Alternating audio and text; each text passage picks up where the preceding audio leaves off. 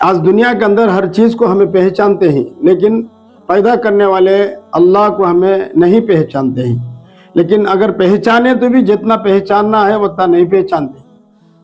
اللہ پاک قرآن پاک میں جگہ ارشاد فرماتے ہیں، تم اپنے آپ کے اندر غور و فکر کرو، میں تم نہ سمجھ میں آ جاؤں گا، میں تم نہ کیسا بناؤں۔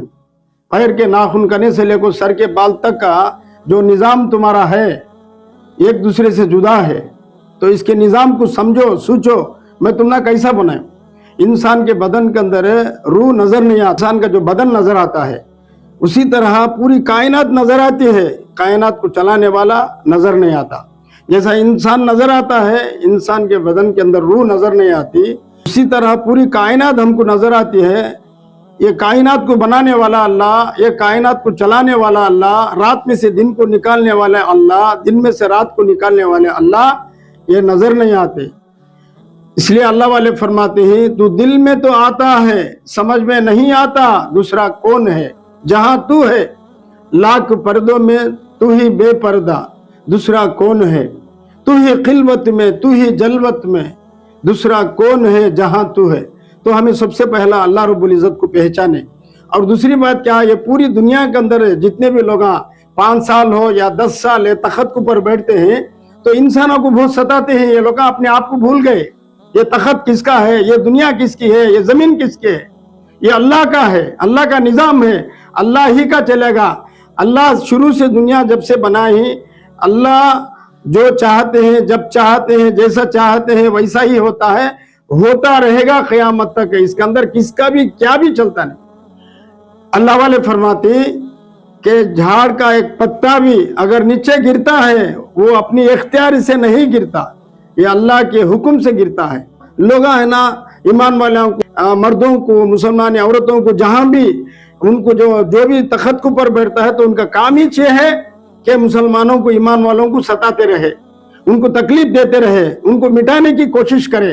ہرگز نہیں ہو سکتا۔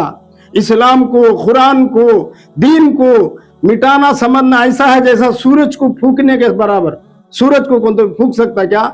جو پھونکنے کی کوشش کرے گا وہ جل کو راکھ ہو جائے گا۔ اسی طرح دین اسلام بھی ایسا پاکیزہ، ایسا طاقتور مذہب ہے، یہ اللہ کا مذہب ہے، اللہ سلیکٹ کرے سو مذہب ہے۔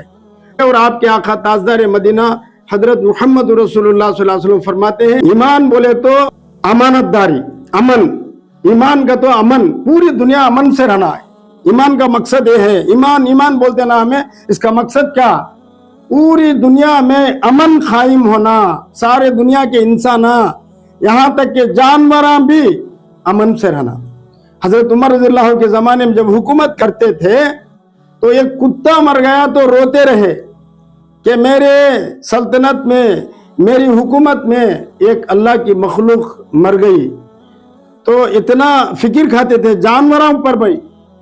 اب انسانہ کا تو بولنا کیا ہے، انسانہ کے خیر خواہ تھے، راتوں میں لباس بدل کر گشت کرتے تھے۔ ایمان سے یہ چاہا جاتا ہے کہ دنیا میں امن قائم رہے۔ اور اسلام سے کیا چاہا جاتا ہے؟ اسلام سے صلہ رحمی، ایک دوسرے کے ہمدرد بنے، ایک دوسرے کو کام آئے، ایک دوسرے کے تکلیفوں کو بانٹ لینے والے بنے۔ اور سلام سے، ایمان، اسلام، سلام سے کیا چاہا جاتا ہے کہ پوری دنیا میں، میرے سے لے کر پوری دنیا میں جہاں تک انسان ہیں، پوری دنیا کے اندر جتنے بھی انسان ہیں، اللہ کی مخلوق ہے، یہ سلامتی سے رہے۔ یہ ایمان اور اسلام اور سلام کا مقصد جو دنیا کے اندر ہے، اسلام کو مٹانے کی اور اللہ کے بندوں کو ستانے کی، حضرت پیغمبر صلی اللہ علیہ وسلم کو عیبہ نکالنے کی، اماں جان عائشہ رضی اللہ پر تہمتہ ماننے کی، اور اس کے بعد جہاں بھی اللہ کے نیک بندے دین کی محنت کرتے کرتے اللہ کے پاس چلے گئے ہیں، ان نیک لوگوں کے بارے میں کوئی بھی کچھ بھی کہنا شروع کرے گا وہ ایسا ذلت کی موت مرے گا، اتنی اس کی بے عزتی ہوگی، اس سے بڑا دنیا میں اور آخرت میں بربادی کا سامان وہ خریدتا ہے۔ وہ سمجھتا ہے کہ 4 جنے تھالا مارنا درے گی، 4 جنے جو ہے اس کے پیچھے ہنسنے کے بعد 4 جنے اس کے پاس ساتھ چلنے کو پکڑ کو سمجھتا ہے میرا چلتا ہے، میرا بولی چلتا ہے۔ بول کو بہت مختصر ہے، یہ سمجھنا دھوکہ ہے۔ کبھی بھی جو ہے اسلام کے اندر اور اللہ کے حضرت رسول اللہ صلی اللہ علیہ وسلم اور صحابہ اکرام تابعین تبع تابعین اولیاء اللہ ان تمام کی زندگیوں میں تو ہر ایک کے ساتھ ایک ہی انصاف کا معاملہ کرتے تھے.